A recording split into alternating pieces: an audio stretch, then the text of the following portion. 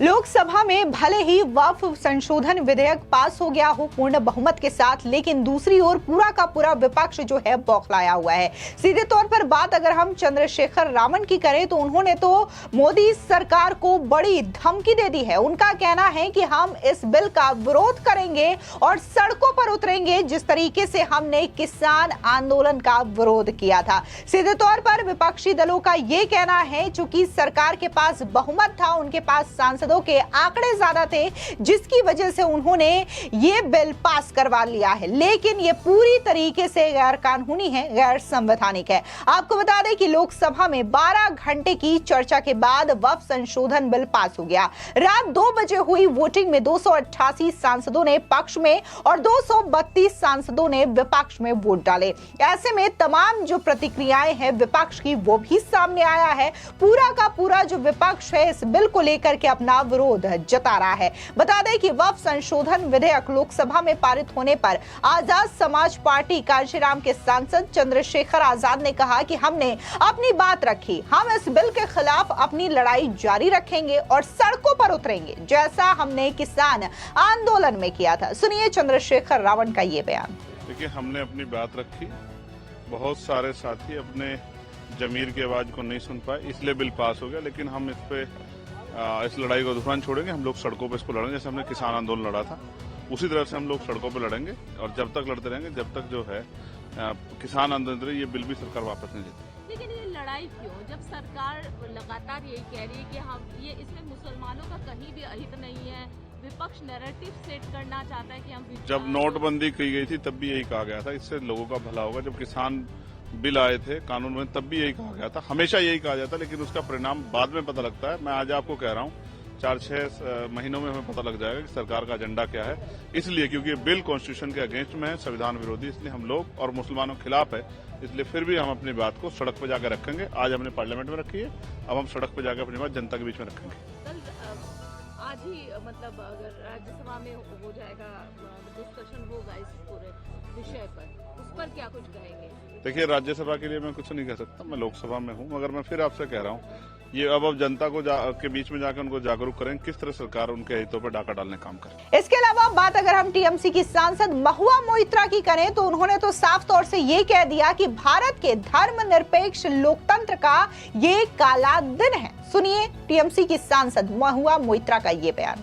Yes, it was passed by 288 to 232, and I think when you saw what the numbers were in the 17th Lok Sabha, where bills would pass by 300 and 119, you see there is only a 50 vote vote gap here, and you realize just how unpopular and how against the public mandate this bill is. And it is only because of the party whip and because of the two allies that they have just managed to get through by the skin of their teeth. 272 is majority, they've got 288, and that's really close. You saw all the points that have come up, and frankly, it's a very dark day in India's secular democracy, where this government, by sheer brute force, has brought about a bill which is so patently unfair and so patently against the fundamental rights of Article 25, Article 26, and basically there are 3 or 4 clauses in the amendment. One is that you have to say that you are practicing Islam for 5 years. Now, I'm a Hindu Brahmin, a woman. How do I prove that I'm a practicing Hindu Brahmin? How do you do it? How do you ask one person or one faith to prove that they're 5?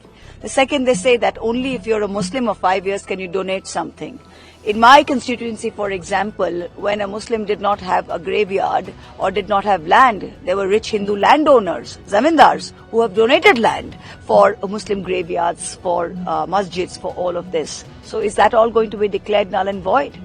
दूसरी ओर Samajwadi party के सांसद जियाउर रहमान बर्क ने कहा कि हमने इस bill का विरोध किया। आने वाले समय में लोग इस इतिहास और बिल को पारित करने के तरीके को माफ नहीं करेगी। अगर आप किसी खास समुदाय को निशाना बनाएंगे तो देश का विकास नहीं होगा। हम राज्यसभा में भी बिल का विरोध करेंगे और बिल के खिलाफ अपनी लड़ाई को जारी रखेंगे। हम सड़कों पर भी उतरेंगे और जरूरत पड़ेगी तो अदालत भी जाएंगे। सुनिए समाजवादी पार्टी के सांसद जियाउर रहमान बर्क का ये बयान। सरकार जिस तरह से अड़ी हुई थी इस बिल को पास कराने के लिए, और हमें अफसोस है हम लोगों ने पूरी तरह से विरोध और प्रदर्शन किया और पूरी ताकत के साथ में हमने, हमारी पार्टी ने, हमारे नेता माननीय अखिलेश यादव जी ने, लेकिन सरकार ने ये बिल पास करा लिया।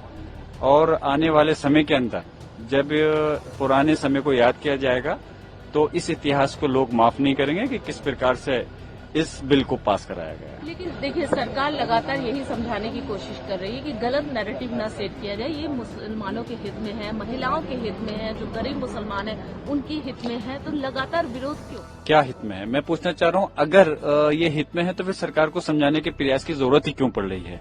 अगर ये हित में है तो ऐसी चीज सामने ही क्यों आई कि क्यों लोगों को, सरकार को ये समझाना पड़ रहा है कि ये उनके विरोध में नहीं है, उनके हित में है? और अगर हित में है तो बताएं, क्या महिलाओं की जहां तक बात है, महिला पहले से उसके अंदर 2 महिलाओं का पहले से है और उससे ज्यादा भी हो सकती हैं, तो कौन सा नया तीर मार दिया सरकार ने? उन महिलाओं को क्या सम्मान दिया है? तो इस प्रकार से जो बिल ये क्या है, यकीनन हम ये कहते हैं कि आपस में बिल ऐसा होना चाहिए जो कि समाज की तरक्की हो। और देखिए, जब हर समाज की तरक्की होगी तो तभी देश पूरी तरह से विकास करेगा। अगर एक समाज को टारगेट करेंगे तो फिर देश के प्रति, आप विकास के प्रति वो वफादारी नहीं कहला सकते। राज्यसभा में भी टेबल होने वाला है, डिस्कशन होगा और उसके बाद पास होगा निश्चित रूप से, जिस तरीके से आज लोकसभा में हुआ। आगे अगर तो आप इसको कैसे देखते हैं? और सबसे बड़ा सवाल ये भी है कि आपका नेक्स्ट क्या रहेगा समाजवादी? देखिए, हाँ बिल्कुल, अभी तो हम लोगों ने पूरी तरह से इसके प्रयास किया कि बिल पास नहीं होना चाहिए, लेकिन जाहिर सी बात है कि बिल जो पास होता है वो नंबर से होता है। तो सरकार के पास में जो बहुमत था, और आज भी मैंने जो सदन में बोलते में मुझे मौका मिला पार्टी की तरफ से, मैंने कहा इस बात को कि आने वाले समय में जनता उनके सहयोगी दल को, एनडीए के सहयोगी दल को माफ नहीं करेगी, चाहे वो बिहार के हों, चाहे आंध्र प्रदेश के हों या कहीं के भी हों।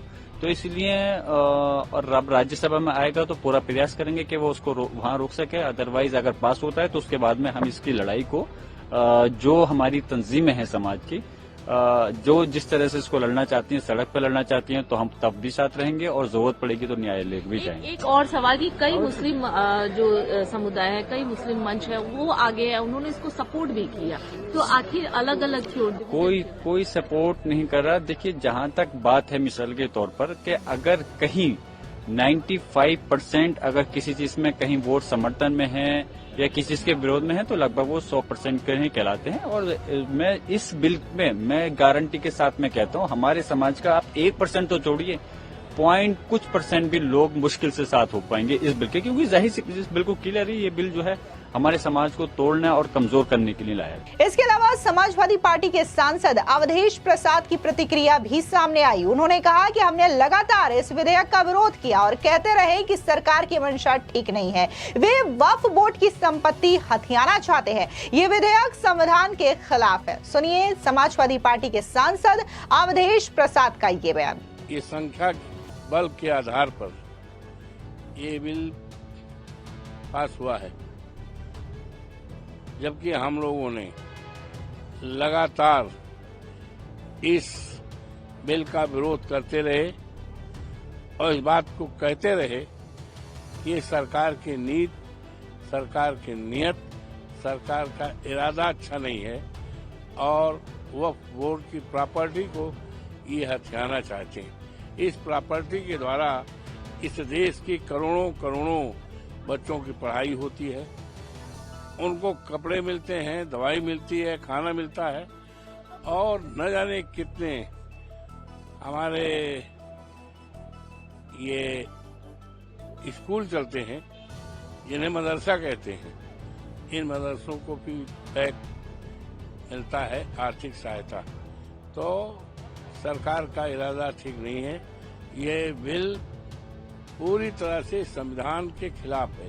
संविधान में जो प्रीम्बिल है, प्रीम्बिल के आत्मा के बिल्कुल खिलाफ है और ये भारतीय जनता पार्टी इस देश में बिखराव, आपसदारी खंडित करना चाहती है और अनेकता में एकता का जो सूत्र है उसको कमजोर करना चाहती है। हालांकि जिस तरीके से विपक्ष इस बिल को लेकर के ऐतराज जता रहा है, विरोध कर रहा है और सीधे तौर पर मोदी सरकार को यह धमकी दे रहा है कि हम इस बिल के खिलाफ लड़ाई जारी रखेंगे और जरूरत पड़े तो न सिर्फ सड़कों पर उतरेंगे बल्कि कोर्ट का भी दरवाजा खटखटाएंगे। ऐसे में आपको बता दें कि चिराग पासवान ने भी इसका मुंहतोड़ जवाब दिया है। उनका कहना है कि अगर बेहतरी के लिए कुछ संशोधन किए जा रहे हैं तो विपक्ष को भी सहयोग करना चाहिए। अगर पारदर्शिता लाने का प्रयास किया जा रहा है तो उन्हें आपत्ति क्यों है? सिर्फ इसलिए कि प्रधानमंत्री एनडीए विधेयक लेकर के आ रहा है। विपक्ष कह रहा है कि यह गलत है, बिहार चुनाव में पता चल जाएगा। यह संशोधन गरीब मुसलमानों और महिला मुसलमानों के हक में है।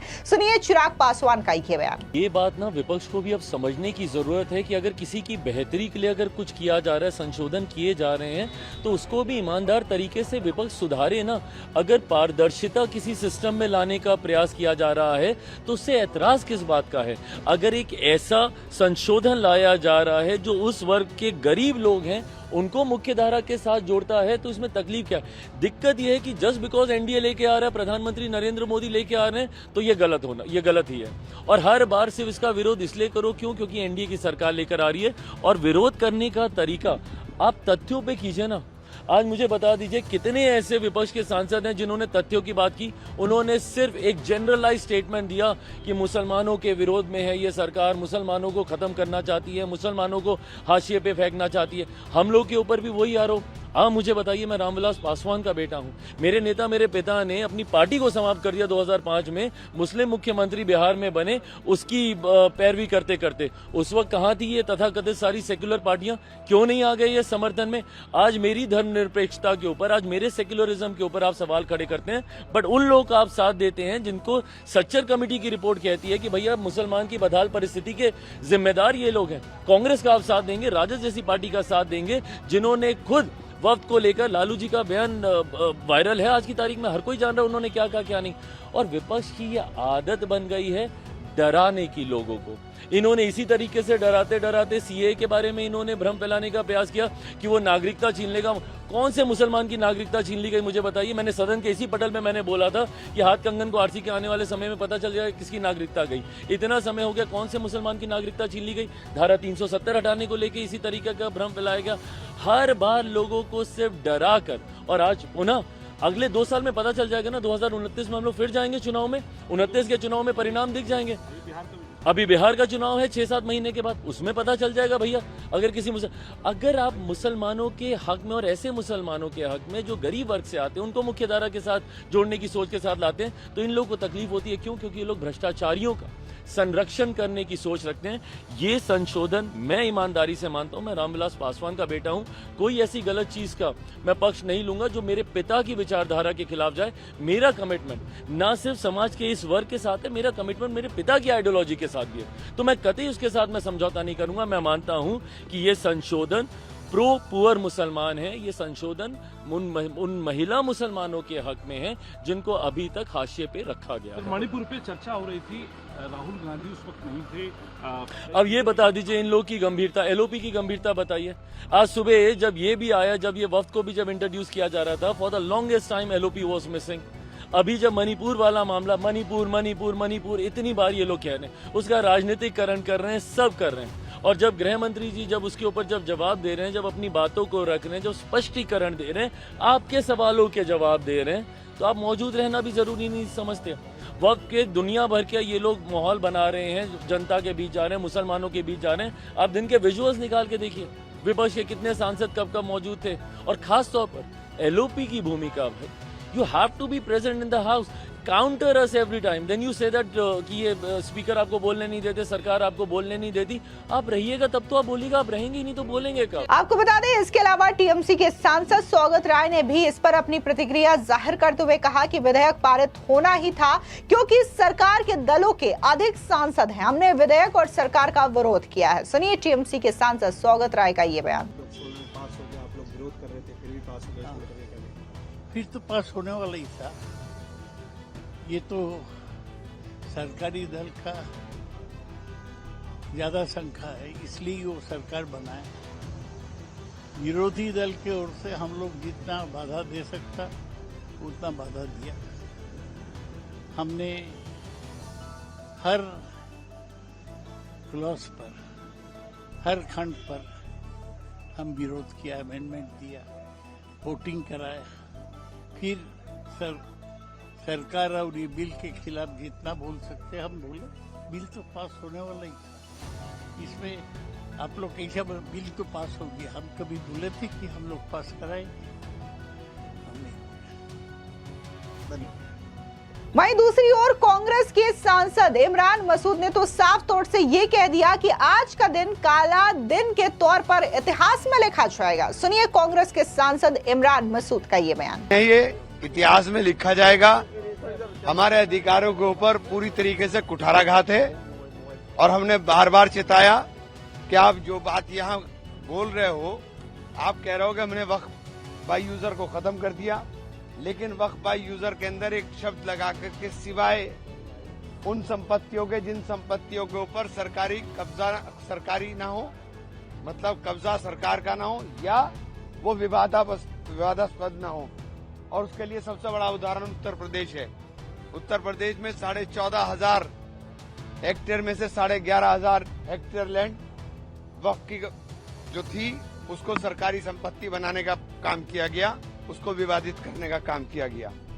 तो ये बहुत बड़ा नुकसान मुसलमान को, वक्फ को, दोनों को होने जा रहा है। हम लोग इस लड़ाई को लड़ेंगे, चूंकि हमारे जो अधिकारों का संरक्षण बाबा साहेब भीमराव अंबेडकर के संविधान ने हमें धारा 14 के अंदर, धारा 16 के अंदर, धारा 25 के अंदर और धारा 26 के अंदर दिया, उसके ऊपर पूरी तरीके से बुलडोज किया गया, उसके ऊपर ओवरलैपिंग हुई। हम लोग रास्ता देखेंगे, कोर्ट जाएं, कोर्ट में जाकर के हम लोग लड़ाई लड़ेंगे। लेकिन ये जिस तरह का काम आज हुआ है, ये इतिहास में काले दिन के रूप में दर्ज होगा। क्या कांग्रेस वोट जाएगी या आप नहीं, देखिए हम लोग अब सब लोग इस बारे में चर्चा, क्योंकि अभी नहीं हुई, कोई भी चर्चा करेंगे इसमें। हम लोग सब लोग बात करेंगे और हम लोग जाएंगे। आपको बता दें, जिस तरीके से लोकसभा में आधी रात को 12 घंटे की चर्चा के बाद इस बिल को पास किया गया है, चूंकि बहुमत के आंकड़े ज्यादा थे, जिसकी वजह से इस बिल को पास कर दिया गया है। लेकिन वहीं दूसरी ओर इस बिल को राज्यसभा में भी पेश किया गया है, इसको लेकर के राज्यसभा में चर्चा हो रही है। लेकिन जिस तरीके से विपक्ष इस बिल के खिलाफ बातें कर रहा है और ये कह रहा है कि सरकार के पास आंकड़े ज्यादा थे, जिसकी वजह से इस बिल को पास कर दिया गया है, ये पूरी तरीके से अल्पसंख्यकों के खिलाफ इस बिल को नहीं माना जाएगा। वहीं दूसरी ओर गृह मंत्री अमित शाह जब इस बिल को लेकर के चर्चा कर रहे थे, भाषण दे रहे थे, तो उन्होंने साफ तौर से एक एक पॉइंट को यहां पर रखा और यह बताया कि सिर्फ और सिर्फ विपक्ष जो है अपनी तुष्टीकरण की राजनीति के लिए लोगों को भ्रम में डाल रही है। जब सीए कानून हम लेकर के आए तब भी उन्होंने यही कहा कि अल्पसंख्यकों की जो नागरिकता है वो छीनने का काम सरकार करेगी। लेकिन आज 3 से 4 साल हो चुके हैं, लेकिन किसी की भी नागरिकता नहीं छीनी गई। इसके अलावा जब हम आर्टिकल 370 जम्मू कश्मीर से हटाते हैं, तब भी पूरा का पूरा विपक्ष इसके खिलाफ था और यह कह रहा था कि इससे जम्मू कश्मीर की सुरक्षा शांति को लेकर के काफी ज्यादा समस्या जो है वो झेलनी पड़ेगी। लेकिन आज की डेट में अगर जम्मू कश्मीर की बात करें तो वहां पर पर्यटन न सिर्फ दिन ब दिन बढ़ रहा है, बल्कि शांति व्यवस्था भी काफी ज्यादा अच्छी है। इसके अलावा उन्होंने ट्रिपल तलाक को भी लेकर के कहा कि ये जो हम कानून बना रहे थे तब जो विपक्ष थे वो ये कह रहे थे कि इससे मुस्लिम महिलाओं का अहित होगा, लेकिन आज की डेट में उन्हीं का ही सबसे ज्यादा फायदा है, उन पर अत्याचार नहीं हो रहे हैं। तो ये तमाम पॉइंट्स जो है वो भी गृह मंत्री अमित शाह की ओर से रखे गए। लेकिन यहां पर साफ तौर से जिस तरीके से विपक्ष धमकी देने का काम कर रहा है, चेतावनी देने का काम कर रहा है, इससे स्पष्ट होता है कि कैसे विपक्ष पूरी तरीके से बौखलाया हुआ है। और कहा यह जा रहा है चूंकि वक्फ